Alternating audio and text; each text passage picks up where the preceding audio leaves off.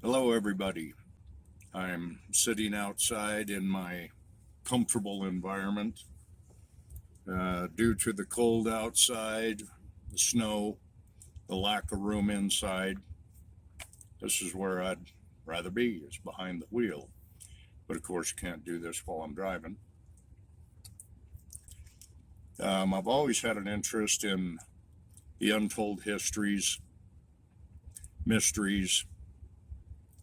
And it seems like if there was a mystery, I was up to my eyeballs in it.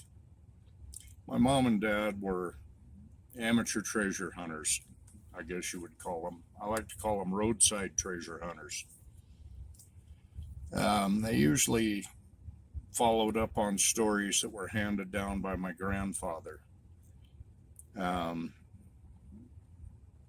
things that he had personally experienced or one of his friends from the day. Um, by the time I was about 19, 20 years old, um, let me step back. I'd played out in the deserts. The deserts were our backyard. Um, that was our playground. Spent a lot of time out there. But in all the years that I had been going out there, I had never come across anything unusual, or at least I didn't notice it, such as petroglyphs or anything that could be construed as Spanish. Um, when I was about 19 or 20 years old, I was out there with some friends, and we pulled up into the mouth of a small canyon and parked next to a ledge. And I looked over, and lo and behold, there was a cross pecked on the boulder. And I knew what it was. To me, it was just a petroglyph. And so I got out. This is also my first petroglyph site. As many of you know, that's pretty much where my true love lies, is in studying the Native American petroglyphs and pictographs. Um, you don't see me as much on some of the petroglyph sites anymore because things have gone crazy. Everybody's an expert now. And if you don't believe them, just ask them. Well, I got out and started investigating this cross, and I noticed more petroglyphs. And for some reason, I just felt that one of the glyphs there seemed to imply to go up higher. And looking up and over the top of the ledge, I could see more ledges. And so we headed up there, and I found my first panel. Well, this panel just fascinated me. I had to know. I had to understand what it was talking about. Why was it here? What's it saying? Um, I was assured over the next, I don't know, 2, 3, 4, 5 years by various so-called experts. You may know them as archaeologists, and they assured me that it's nothing. It's cowboy scribbling. It's doodling, only meant for the author to understand. And somehow this just didn't make sense to me. I spent a lot of time sitting there studying that petroglyph, that panel. Just curious. I had to know what it meant. I spent weeks, if not months, in the local libraries up in Midvale area, and looking at anything I could find that might give me a clue as to what these glyphs were all about. I just assumed that the archaeologists would know, and so going through many of the academics' books and various departments of the library, nothing that I come up with gave me any clue until I stumbled across a book called The Rocks Begin to Speak by Levan Martineau. And I thumbed through it a little bit, and what he was saying made sense to me. So I checked the book out, took it home, eventually bought a copy. In fact, I think over the years I've worn out at least 12 copies of it.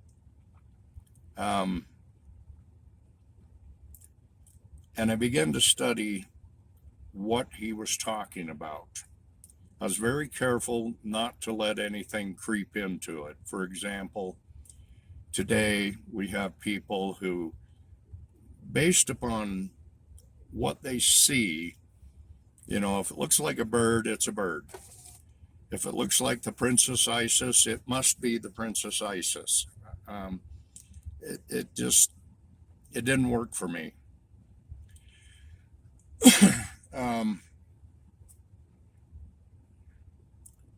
I spent a lot of time studying this book, and after I got done reading it, I had to go and read it again because I needed to understand what he was talking about. Eventually, I became familiar with what we call locator glyphs, and if you buy the book, you can find that and read about it. And the more I studied the panel, I could see that it very clearly had locator glyphs. And so my curiosity is, okay, why? What am I looking for? Well, you wouldn't know that unless you followed them. So over the course of about the next 18 months, I followed those glyphs from one site to the next site, to the next site, to the next site.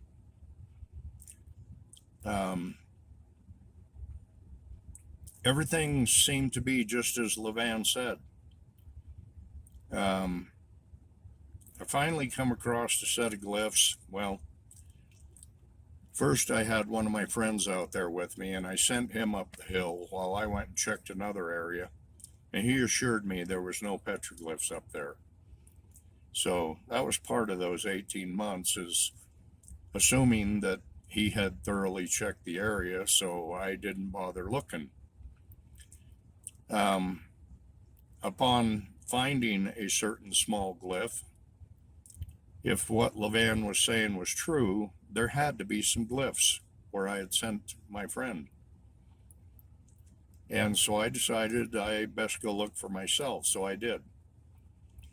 And I come across some very interesting glyphs.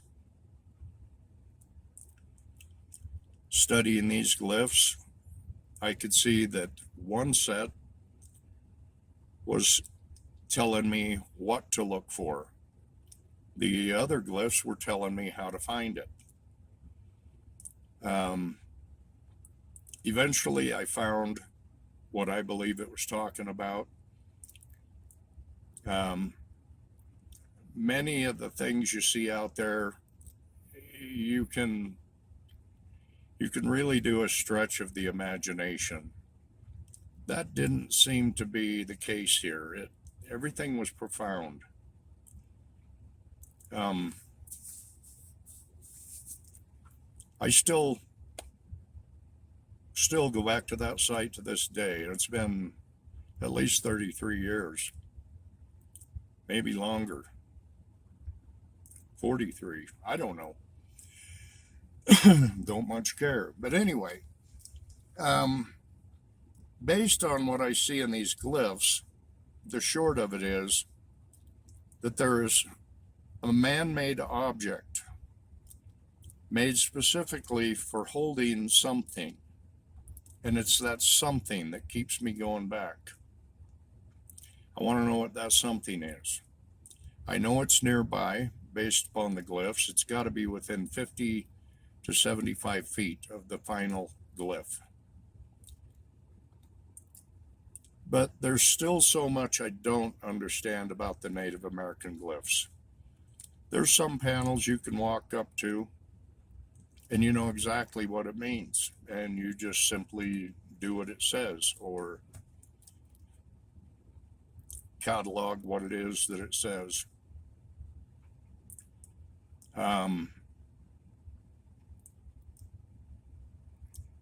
Sorry, I lost my train of thought here, which isn't easy to do these days. I am 63. I have excuses.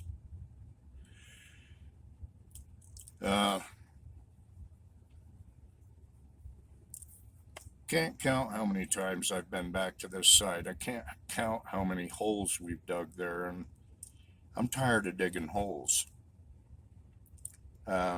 Every time I so much as got an idea of what the glyphs might be talking about, I found myself back out there and digging more holes.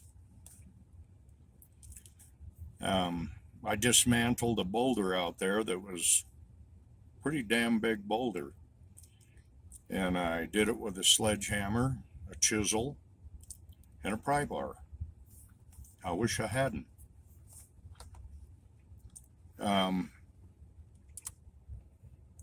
One moment, please.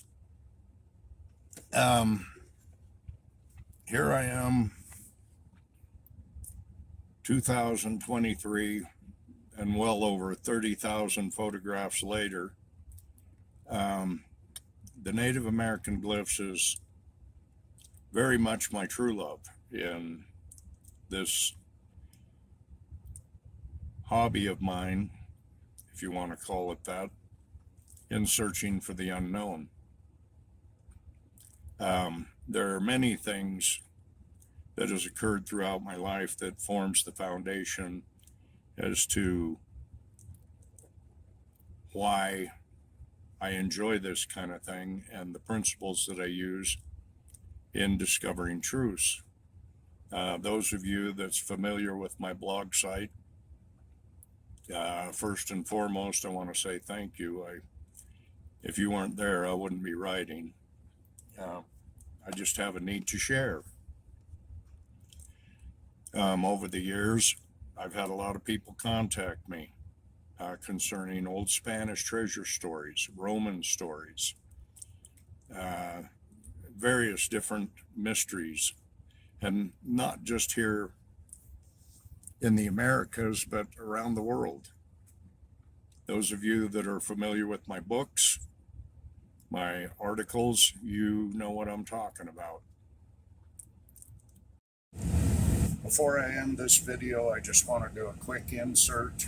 I'm going to put some links down below to some applicable articles to the story that I've told today.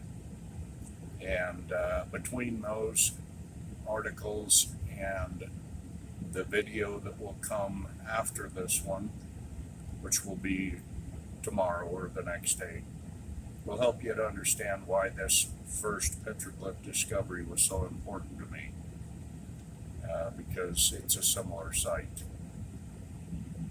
We'll leave it at that. So thank you again, and we'll see you next time.